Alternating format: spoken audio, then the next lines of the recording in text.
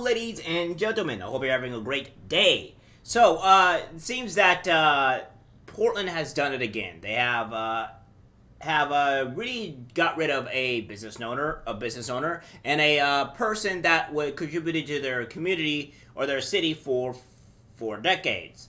Well, now this guy's had enough, because now that they're catering to the homeless and the criminals, he is now fleeing said Portland, and this is their own fault. Now, I don't know whether this guy voted Democrat or Republican or if he voted at all, but it seems that the actual devastation has led him into, leaving the place, right? Entirely.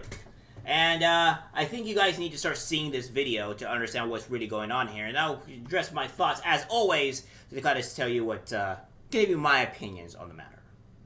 K2 News at 6 on your side. Remember the phrase, the city that works. It's the city that jerks. You know, I mean, how can you be this dysfunctional? This story is brand new at 6 tonight. Pulling out of Portland. After 4 decades of doing business in the city, a local developer says he's done. Good evening. Thanks for joining us, everybody. I'm Steve Dunn. And I'm Deborah Knapp. Kevin Howard just sold his last piece of property in Oregon. K2's Angelica Thornton has more on the final straw that sent him over the river. Ask Kevin Howard how he feels about Portland, and his emotions run the gamut. Mostly frustration as he opens the fence to his final slice of the city. This property was listed in January of 21 for $795,000. Yesterday, we sold it for $412,000. A big loss, but Kevin says he had nothing left in the tank. This tiny piece of property, a former pizza parlor, has been a nightmare for the past 3 years. The supposed homeless came in and kicked in the door, the front door, and lived in it.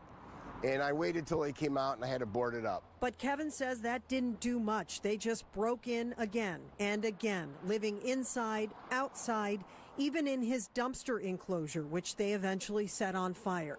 And Kevin tells us he got nowhere when he called police. And I said, well, what does the homeowner do? What does the property owner do? And they said, well, call the Central City Concern. And I said, what'll they do? And they said, well, they'll probably come out and give them a cup of coffee and some hot soup. He looked into hiring a security guard, but that was too expensive, $15,000 a month. So he decided to get a fence, but the wait was 4 months. I said, why? And they said, because homeowners, like mad, are fencing their property to keep the drug addicts and the homeless out. So the trash piled up, and Kevin tried to keep up, but it wasn't enough. Last summer, the city hit him with a nuisance fine. And it was $539.71. Kevin paid it. A month later, he got a bigger bill, the original amount plus a penalty. The city told him they lost his check. So he paid the bill again, plus the extra $100. 2 weeks later, they sent me another bill for $639.71. I called them up, and they said, well, this might be a duplicate bill, but we've already put a lien on your property. The fence was finally installed, and Kevin was able to clean up the property and eventually get the lien removed. But the drama dragged on for more than 6 months. I just remember the phrase, the city that works. It's the city that jerks. You know, I mean, how can you be this dysfunctional? We reached out to the bureau that fined Kevin, Development Services. They confirmed there was an error, telling us the issue was resolved and there's no outstanding balance owed. We also asked Mayor Ted Wheeler's office for an interview. Wheeler has been vocal about improving livability, reducing taxes and fees, restoring people's faith in Portland. People are picking up and they are leaving our community. A spokesman told us the Bureau of Development Services is not under Mayor Wheeler's portfolio. Commissioner Carmen Rubio's office did not get back to us. In the last year, 23,000, 13,000 for the fence, graffiti cleanup, painting the building. $23,000 in 1 year just to manage this mess. But Kevin, who founded Northwest Self Storage and owns 70 properties over the past 4 decades, says it isn't about this one address. I've been all over the world. I live in Australia for a couple years. I've been in all 50 states and all over. And I came back to Portland and I came back to Oregon because I loved it. I loved the people, the greenery, the lifestyle, and this was just the last straw. sorry. And the bittersweet ending to his life and work in Oregon. In Portland, Angelica Thornton, K2 News. Yeah, so not only has this guy worked painstakingly hard for 4 decades, owning multiple properties and what have you, and lived in other countries as well, it was not this bad. And this is where Portland forces to do so. Now, I think the most horribly egregious one here is the one to where they, where there was a whole bunch of stuff on the ground, you know, decay, etc., that was on the ground, and they had him pay for it, even though it was not his fault that he had this stuff on the ground. He was trying to remove these people, and this guy gets him punished instead. He pays it again, and then he pays it the first time, and then has to pay it again, and then for a third time. You know, you think after so many times that you would have to, after, you know, paying the first time, that they lost the bill. So they're just trying to punish this guy over and over again for things that he didn't do, and it's all the city's fault. They add insult to injury as well. Well, not really insult to injury. I guess that would be the insult to injury. The thing that would be the biggest case here is the actual amount of fencing. You know, he has to pay $15,000 for fencing. My God, that's insane, just for fencing around his property, so that way he can keep out the homeless people and the drug addicts out of his building. They, even though they managed to set his building ablaze, etc., even though that was not entirely his fault, that was the city's fault for not addressing and fixing the problem. Now, I don't know about you guys, but it seems that what this man has been trying to do here is really just trying to live an honest and fair life. And unfortunately for Portland, or fortunately for him, Portland likes to punish people for trying to live an honest and fair life. And that just seems to be the part of the course with Portland.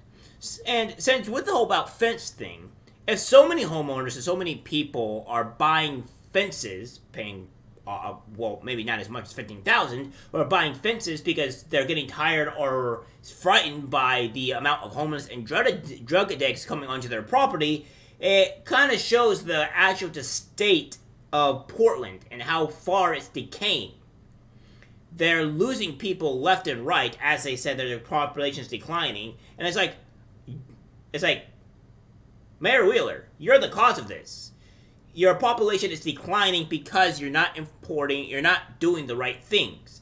And even still, when you're saying you're trying to do the right things, you have this man leaving because, well, there's so many homeless and problems on the property. This man's life was pretty much ripped away from front of him forcefully because Portland keeps punishing somebody for something that they shouldn't have to be punished for.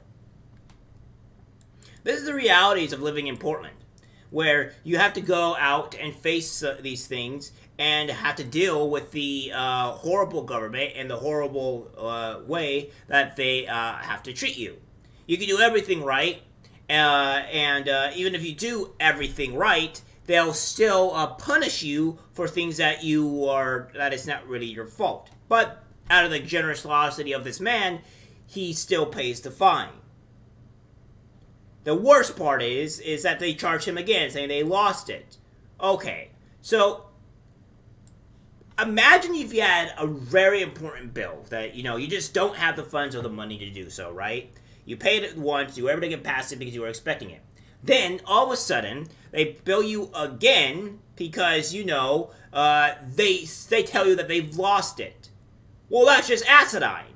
It's like, I don't have the money right now to pay for this bill. Alright, I paid you once already. How is it my fault that you lost it? And this man still pays it again. Again,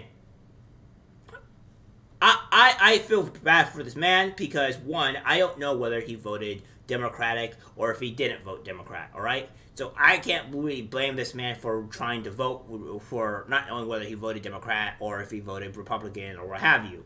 And the fact that this is the state and area of where Portland is just sad and depressing.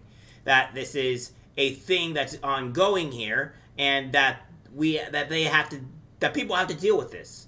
At least law-abiding people that didn't necessarily vote for this stuff.